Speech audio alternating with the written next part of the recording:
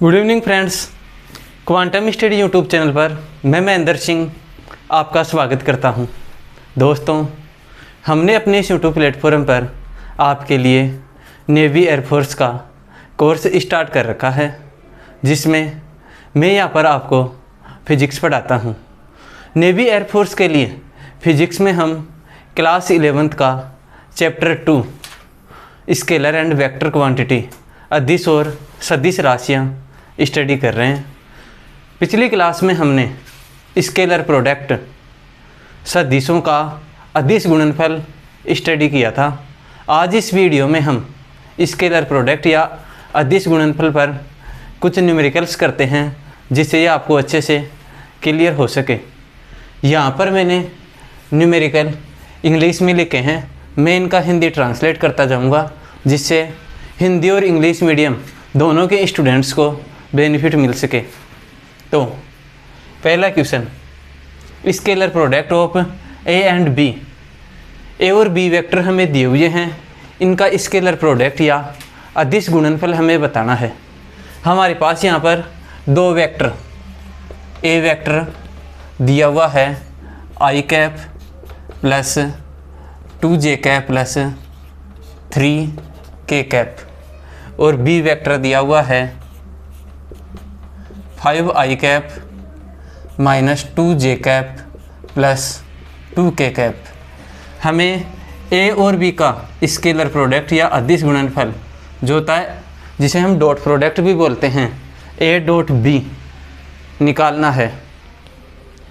Scalar product या अदिश गुणनफल करने के लिए क्या करते हैं, आई कैप का कोफिशिएंट को आई कैप के कोफिशिएंट से मल्टीप्लाई करेंगे, जे कैप के कोफिशिएंट को जे कैप के कोफिशिएंट से मल्टीप्लाई करेंगे, और के कैप के कोफिशिएंट को के कैप के कोफिशिएंट से मल्टीप्लाई करेंगे। मल्टीप्लाई हम आई कैप के कोफिशिएंट को सबसे करेंगे, लेकिन आई कैप इंटू जे कैप 0 हो जाता है, आई कैप इंटू के कैप 0 हो जाता है, इसलिए इनको मल्टीप्लाई करने की ज़रूरत नहीं है। ऑर्थोगोनल यूनिट वेक्टर का खुद से डॉट प्रोडक्ट 1 होता है, बाकी 2 से 0 होता है, इसलिए खुद का सिर्फ खुद से करना है। आई कैप का कोफिशिएंट यहाँ पर 1, यहाँ पर 5, तो 1 इंटू 5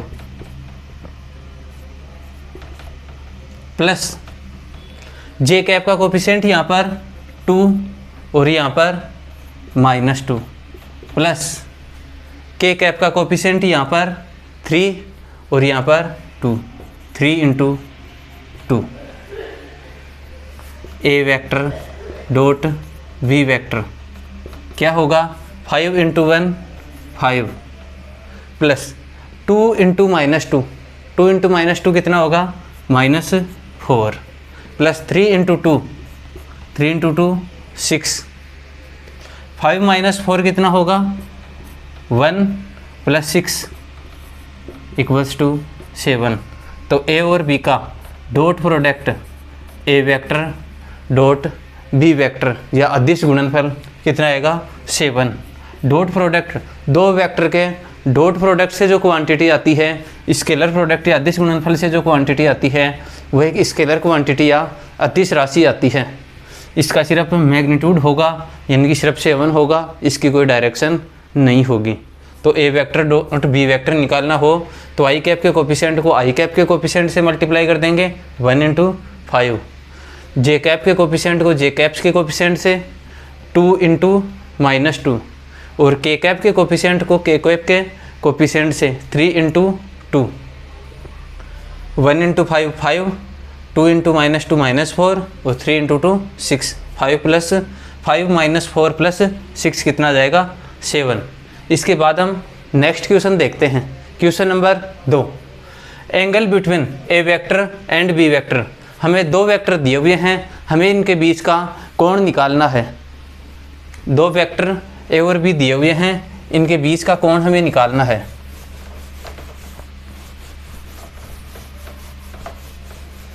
तो क्वेश्चन नंबर 2 देखते हैं। ए वेक्टर दिया हुआ है 2i कैप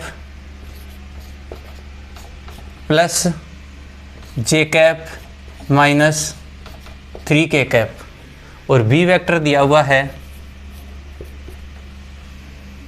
आई cap plus J cap plus के कैप। कल हमने देखा था कि स्केलर प्रोडक्ट या अदिश गुणनफल की सहायता से हम दो वेक्टर के बीच का एंगल निकाल सकते हैं, क्योंकि scalar product A vector dot B vector क्या होता है, ए का मैग्नीट्यूड इंटू बी का magnitude into cos of theta. तो यहाँ से हम कोस थीटा की वैल्यू निकाल सकते हैं। कोस थीटा क्या होगा, A vector dot B vector upon A vector का मैग्नीट्यूड और बी वेक्टर का magnitude. A vector dot B vector, A और बी का डॉट प्रोडक्ट अदिश गुणनफल या स्केलर प्रोडक्ट क्या होगा, आई कैप के कोफिशिएंट को आई कैप के कोफिशिएंट से मल्टीप्लाई करेंगे, जे कैप के कोफिशिएंट को जे कैप से और के कैप को के कैप से। 2 × 1 प्लस जे कैप का कोफिशिएंट दोनों जगह 1 प्लस -3 × 1 के कैप के कोफिशिएंट -3 और 1 और नीचे ए के मैग्नीट्यूड का स्क्वायर। ए का मैग्नीट्यूड कितना होगा, ए के जो कोफिशिएंट हैं उनके स्क्वायर का समेशन करके अंडर रूट, यानी कि अंडर रूट ऑफ 2 का स्क्वायर प्लस 1 का स्क्वायर प्लस -3 का square into under root of 1 का स्क्वायर प्लस 1 का स्क्वायर प्लस 1 का स्क्वायर। यही होगा। यहाँ पर ए बी सी तीनों के कोफिशिएंट, बी में आई कैप जे कैप और के कैप तीनों के कोफिशिएंट कितने हैं, 1 1 1। तो 1 का स्क्वायर प्लस 1 का स्क्वायर प्लस 1 का स्क्वायर। कोस थीटा 2 × 1 2 प्लस 1 × 1 1 -3 × 1 -3 और नीचे दोनों रूट ऐसे के ऐसे। ऊपर वाली टर्म देखो 2 + 1 3 - 3 0, यानी कि नीचे चाहे कुछ भी हो कोस थीटा की वैल्यू 0 आएगी। नीचे रूट में चाहे कुछ भी हो लेकिन ऊपर वाली टर्म 0 हो रही है, 0 बटा कुछ भी है 0 आएगा, यानी कि कोस थीटा की वैल्यू 0। कोस थीटा की वैल्यू 0 कितने एंगल पे होती है, थीटा = 90 पे। कोस थीटा 0 कितने पे होता है, 90 पे, यानी कि कोस थीटा = कोस ऑफ 90, तो थीटा = 90। तो इन दोनों वेक्टर ए और बी के बीच का एंगल कितना होगा, 90 डिग्री। हमें दो वेक्टर ए और बी के बीच का एंगल निकालना था। हमने पिछले लेक्चर में देखा था स्केलर प्रोडक्ट की सहायता से हम वेक्टर के बीच का एंगल निकाल सकते हैं, क्योंकि A vector dot B vector होता है ए का मैग्नीट्यूड बी का मैग्नीट्यूड इंटू कोस थीटा। यहाँ से कोस थीटा होगा A vector dot B vector upon A का मैग्नीट्यूड इंटू बी का मैग्नीट्यूड। हमने देखा कि A vector dot B vector कितना आ रहा है, 0। नीचे वाली टर्म चाहे कुछ भी हो, ऊपर डॉट प्रोडक्ट 0 आ रहा है, तो कोस थीटा की वैल्यू 0। कोस थीटा की वैल्यू 0 होती है 90 डिग्री पे, यानी कि थीटा 90 डिग्री। इसके बाद हम देखते हैं क्वेश्चन नंबर 3।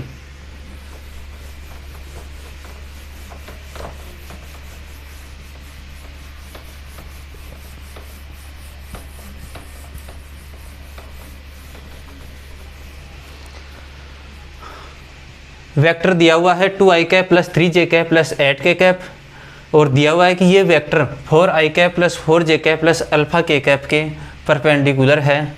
तो हमें अल्फ़ा की वैल्यू निकालनी है। दो वेक्टर दिए हुए हैं, एक वेक्टर दिया हुआ है 2i cap plus 3j cap plus 8k cap, और दूसरा वेक्टर दिया हुआ है 4i cap plus 4j cap plus alpha k cap. हमें दिया हुआ है कि ये दोनों वेक्टर एक दूसरे के परपेंडिकुलर हैं, यानी कि दोनों के बीच का एंगल कितना है, 90 डिग्री, और हमें अल्फ़ा की वैल्यू निकालनी है। देखो कोस थीटा क्या होता है, स्केलर प्रोडक्ट से A vector dot B vector upon A का मैग्नीट्यूड बी का मैग्नीट्यूड। हमें दिया हुआ है दोनों के बीच का एंगल 90 डिग्री, यानी कि दोनों एक दूसरे के परपेंडिकुलर हैं, यानी कि थीटा की वैल्यू दी हुई है 90 डिग्री। कोस 90 बराबर है A vector dot B vector upon A का मैग्नीट्यूड इंटू बी का मैग्नीट्यूड। कोस 90 की value 0। A vector dot B vector upon A का मैग्नीट्यूड इंटू बी का मैग्नीट्यूड 0 है। इसका मतलब क्या है, A vector dot B vector 0 है, यानी कि दो वेक्टर यदि परपेंडिकुलर हों तो ए वेक्टर डॉट बी वेक्टर दोनों का स्केलर प्रोडक्ट या अदिश गुणनफल 0 होता है। यदि दो वेक्टर परपेंडिकुलर हैं, दो वेक्टर लंबवत हैं, दो वेक्टर के बीच का एंगल 90 डिग्री है तो उनका अदिश गुणनफल या स्केलर प्रोडक्ट 0 होगा। तो हमें क्या करना है, इन दोनों के स्केलर प्रोडक्ट को 0 के इक्वल पुट करना है। स्केलर प्रोडक्ट कैसे निकालते हैं, scalar product A vector dot B vector कैसे निकालेंगे, आई कैप के कोफिशिएंट को आई कैप के कोफिशिएंट से मल्टीप्लाई करेंगे, जे कैप को जे कैप से और के कैप को के कैप से, यानी कि A vector dot B vector कितना होगा 2 × 4 प्लस 3 × 4 प्लस 8 × अल्फ़ा, और ये किसके इक्वल है 0 के, क्योंकि दोनों के बीच का एंगल 90 इसलिए ए वेक्टर डॉट बी वेक्टर 0। 2 × 4 कितना 8, 3 × 4 कितना 12 है, और plus 8 alpha equals to 0। 12 plus 8 20, तो 8 अल्फ़ा इक्वल्स टू उस साइड जाएगा तो -20, तो अल्फ़ा की वैल्यू -20/8, 4 से कैंसिल करेंगे तो ये 2 टाइम्स और ये 5 टाइम्स, यानी कि -5/2। अल्फ़ा की वैल्यू कितनी आ जाएगी -5/2। एक बार फिर से देख लेते हैं, दो वेक्टर दिए हुए हैं और ये बोला हुआ है कि दोनों वेक्टर एक दूसरे के परपेंडिकुलर हैं, यानी कि दोनों के बीच का एंगल है वो 90 डिग्री है। तो हमें अल्फ़ा की वैल्यू निकालनी है। यदि दो वेक्टर एक दूसरे के परपेंडिकुलर हैं, इनके बीच का एंगल हमें दिया हुआ है, हम कोस थीटा से देखेंगे। यदि दोनों वेक्टर परपेंडिकुलर हैं तो कोस थीटा की वैल्यू कितनी 0, कोस 90 की वैल्यू होती है 0, तो दोनों का स्केलर प्रोडक्ट कितना हो जाएगा 0, यानी कि दो वेक्टर यदि परपेंडिकुलर हैं तो उनका स्केलर प्रोडक्ट या अदिश गुणनफल 0। तो हमें इन दोनों के स्केलर प्रोडक्ट को 0 के इक्वल पुट करना है, वहाँ से अल्फ़ा की वैल्यू आ जाएगी। ठीक है, इसके बाद हम देखते हैं क्वेश्चन नंबर 4।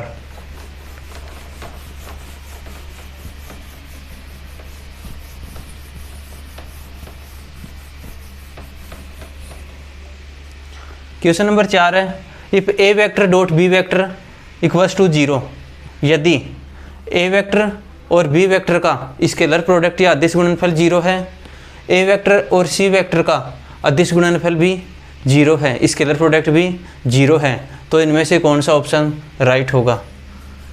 दिया हुआ है A vector dot B vector, A और बी का स्केलर प्रोडक्ट 0 है, ए और बी के बीच का ए और बी का स्केलर प्रोडक्ट 0 है, इसका मतलब इनके बीच का एंगल कितना है 90। अभी हमने देखा था पीछे कि यदि दो वेक्टर के बीच का एंगल 90 हो तो उनका स्केलर प्रोडक्ट 0 होता है।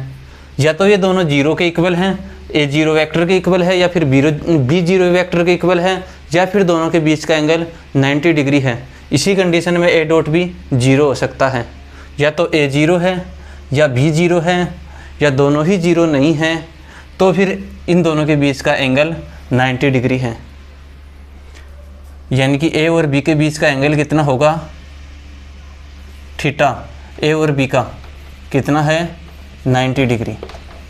फिर दिया हुआ है A vector dot C vector, ये भी किसके इक्वल है 0 के, यानी कि ए और सी के बीच का एंगल भी, जिसे हम मान लो डेल्टा मान लेते हैं, ए और सी के बीच का एंगल वो भी कितना है 90 डिग्री, यानी कि ए और बी एक दूसरे के परपेंडिकुलर हैं। ए यहाँ पे है तो बी यहाँ पे है। ए और बी का डॉट प्रोडक्ट 0, यानी कि ए और बी एक दूसरे के परपेंडिकुलर हैं। ए और सी का डॉट प्रोडक्ट भी 0 है, यानी कि ए और सी भी एक दूसरे के परपेंडिकुलर हैं। तो या तो फिर सी इस डायरेक्शन में है, या फिर इनके परपेंडिकुलर एक तीसरी डायमेंशन ये है जेड एक्सिस, जिसे हम ऐसे रिप्रेजेंट करते हैं या तो सी इस डायरेक्शन में है या फिर सी इस डायरेक्शन में है, तभी इन दोनों के बीच का एंगल ए और सी का भी डॉट प्रोडक्ट 0 होगा। ए और बी का डॉट प्रोडक्ट 0 यानी कि ए इस डायरेक्शन में है तो बी इसमें होगा। ए और सी का भी 0 है तो सी या तो बी की डायरेक्शन में है या फिर जेड एक्सिस पे है। अब हमें ऑप्शन देखने हैं। B vector equals to C vector,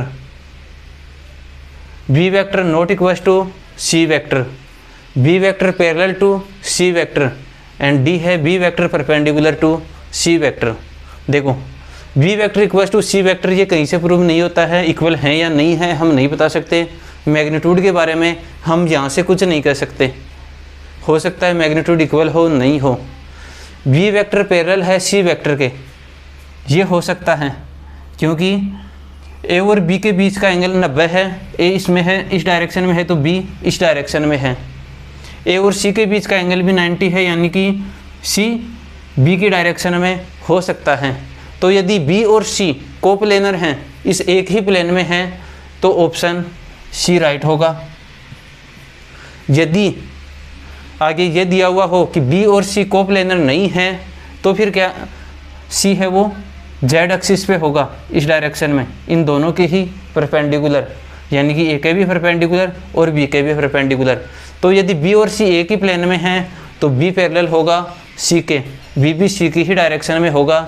और यदि बी और सी कोप्लेनर नहीं हैं, सी इस प्लेन में नहीं है जिस प्लेन में ए और बी हैं, ये इस प्लेन के से अलग हैं, तो फिर ए डॉट सी 0 होने के लिए ये जेड एक्सिस में होगा, यानी कि ए और बी दोनों के ही परपेंडिकुलर होगा। तो फिर ऑप्शन डी राइट होगा। तो यहाँ पर हमें कंडीशन दी हुई आएगी, उसके अकॉर्डिंग ऑप्शन सी और डी होंगे। यदि बी और सी सेम प्लेन में हैं तो ऑप्शन सी राइट होगा।